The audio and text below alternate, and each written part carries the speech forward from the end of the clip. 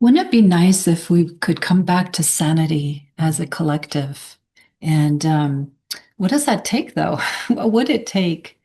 It takes coming back to sanity within oneself and being able to become and find one's own voice of sanity and to be that and act it and live it. And how is it that we've come to this place where we're so easily gaslit and powered over by the powers that be? How is it that we, as a country here in the U.S., as a collective, and also wherever you're from, this is possibly true for you as well, depending on where you live, that the those in power are able to gaslight and have so much effect and manipulation over our lives. And I've been contemplating this, and it comes down to the essential, which is that we have denied and learned to deny what's true here within oneself, right? And when we do that, starting very, very young, right, we deny what we know to be true. And the collective authorities around us, our parents and the adults, and the mass consciousness that we are born into and live, are also in denial and hypnotized into forgetting what they are in truth. And so that virus is then passed on to us when we come into life, and we are basically become brainwashed along with everybody else that we are just only this sense of self, this personal self, versus a sense of self within the universal, within and a part of all life, and that all life has its essence, and that we are all unique in our uniqueness of our essence. And so it becomes deeply entrenched, and we go unconscious as to the truth of our being, that we are whole and complete. So this, what I often talk about, the being and the becoming, and we are also in evolution, and we have a human kind of constitution with our senses and the way that our consciousness here interprets reality just differently from a tree and all the animals and all life. But that just because of that doesn't mean that we are separate from life. We are just unique aspects of life, unique arisings, okay? Just like a mountain, unique. And so since we've forgotten what we know to be true, over time, we take in more and more untruths, and we're more susceptible, we're more malleable, and manipulable. Is that a word? Manipulable? Yeah. Say it fast. So our we get silenced, our knowing gets silenced, and we be and so this kind of this contradiction really starts to play out, the separation, and what how division, being divided inside and forgetting our essential nature is the essence of division, gets played out in all these areas. And many of us, those who are listening to this, you're on a spiritual journey, and you want to come back home because you know that something more true is here and exists. In the meantime, the outer has become crazy. It's just crazy. And I'm laughing because it's just ridiculously crazy and painfully crazy. The outer expression of division with wars and famine and mistreatment of people all life, the mistreatment and separation has how it's played out to all life, animals and all creatures, and even denying the reality of Mother Earth as a sentient force that we are one with, and that we want, that human beings then believe they have dominion, we have dominion over, right? And that's just misplaced power, misplaced power. And so as we've become silenced go more and more into denial of what we truly are, then it's like the split of division has grown. So it creates this crazy contrast of those who are silenced and are losing power and feel a trauma response as a result. And we're all in some way traumatized by division, and then we get traumatized by the way that life is playing out. And now we're being traumatized by the powers that be that are trying to lord over us, right? In so many ways, so many ways. So there are different types of trauma responses. There's fight, flight, and freeze. Okay. And there's also fawning. So you might want to look it up and see where do you fall into that spectrum? I kind of tend to fall into freeze mode and maybe a little flight, but mostly freeze, I think. Fawning is when you just lay over and die, like whatever. They're all coping strategies to this time and place that we're in, okay? And also from your own childhood, your own what has arisen and what taken place for you, right? So you're probably dealing with trauma from that era, from your upbringing, if you have that. And then life, not just, I'm not talking about the wholeness of life, but let's say the Maya, the human being created life. It has its part in betraying and creating so much pain, and suffering. And so we're in a really challenging time right now in a crisis, as you know. And so that's why I'm speaking about this in a more outward way. And my prayer is that we come back to sanity. And as a spiritual teacher, it starts within. But in the same time, I feel like there's this major bells being rung on the outside that's saying, wake up now and don't just contemplate your own navel for another 100,000 years or even 10. You can do that. Go, meditate, sit on the cushion and look within. And at the same time, take a look at how division that is here is being played out and see if we can, as a collective, find our unity and our voice of sanity, which is really learning how to access the power and courage that love it offers. Compassion, love, sanity, a love for truth. Okay, and truth, as I've said before, is a continuum from the absolute, which is just what is, it's always, always true on the absolute level, it's whole and complete, and what it is. That's something that one can wake up to, right? And understand. And at the same time, truth is a continuum into the relative, into this world of duality and the world of contrast, and where we are being told that we do not actually see what we're seeing, that we do not actually know what's true. So we're being manipulated. And that manipulation has its roots for us individually and as a collective in denying what we know as what the essential real truth is that we're one with life and that we're life intelligence itself. We're whole and complete on that level. That's been forgotten. And so that's why we're lost. We're lost. And so we're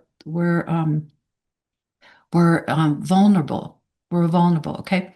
And so you perhaps know this George Orwell quote from 1984, which is so coming to life here now, and it has been for decades, for those who have been with the eyes to see and who have been paying attention. It's not just a new thing, but we're just at a larger, heightened level of our rights as a democracy here in the US, and wherever you are, you can see if that's the case where you are too. I know there are different countries that this is happening as well, where one's voice, it's dangerous to speak truth. It's just dangerous to even speak what is true. And we're being told to deny and to keep pretending we don't know what we know, right? So as I said, it has the roots of inner division to ourselves. We pretend we don't know what we know, and now it's playing itself out in a larger way. And this George Orwell quote is, "The party told you to reject the evidence of your own eyes and ears. It was their final, most essential command." And it's propagating the doubting of our own senses, and we begin to accept contradictory truths. Okay, like this is what you're supposed to believe rather than what you know to be true. And this is something that we all have to kind of dehypnotize ourselves from and realize, oh my goodness, this is what's being done and has been done for ages. And we have a part to play. And our part is we deny our own knowing. That's where we can come back to sanity, is we acknowledge our own knowing and realize, oh my goodness, I've forgotten what's true. I've forgotten that I'm spirit and also the divine in form. I've forgotten that I'm part of life, that I'm one with nature. It's not separate from me. What a painful thing to believe in.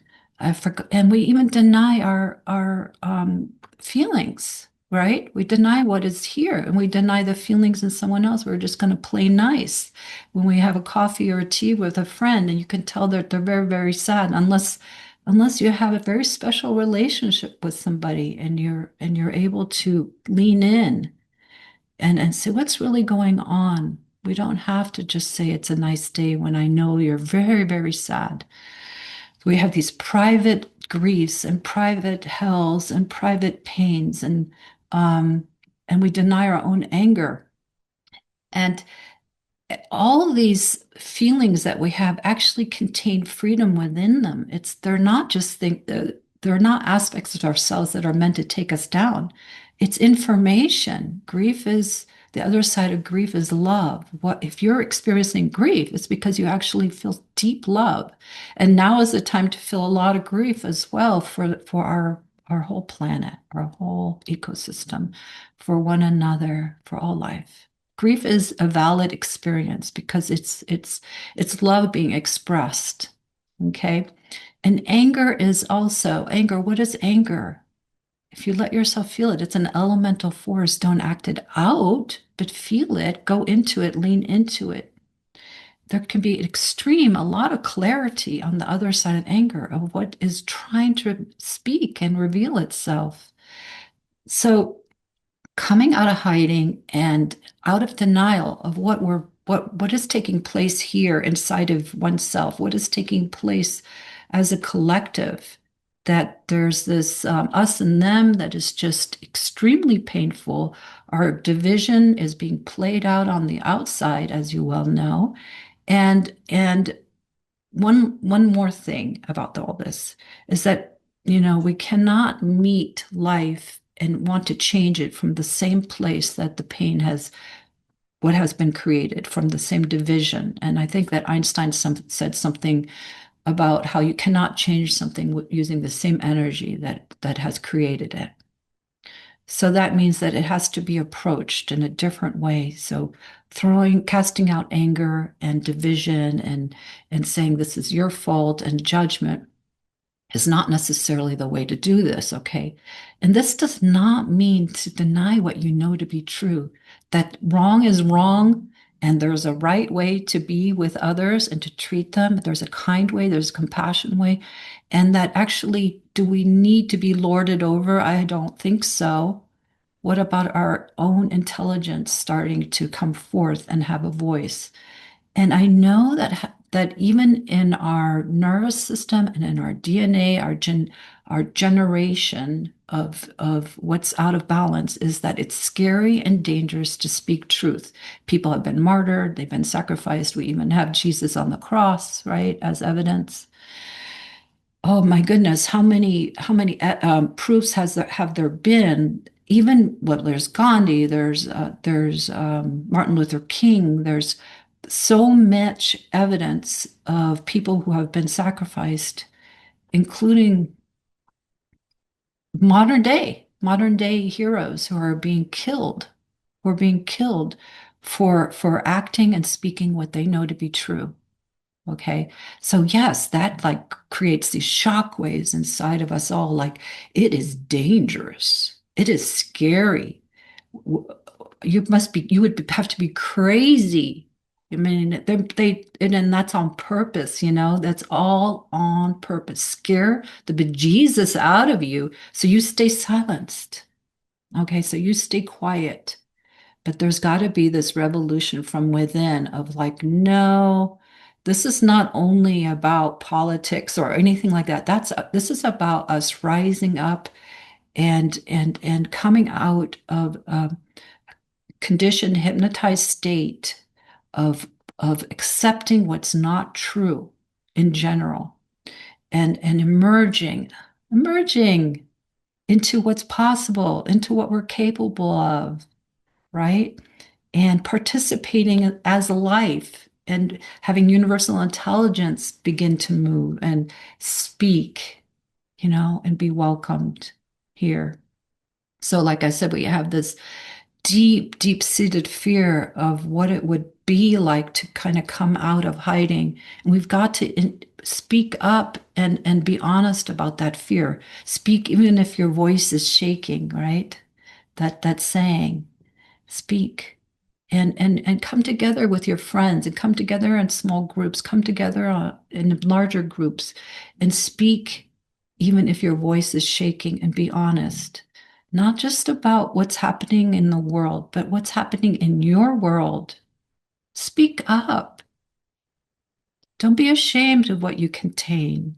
We're all so very similar, so similar. We're not so different. So this is such a beautiful and horrendous contrast opportunity to come out and for us to liberate ourselves at this time.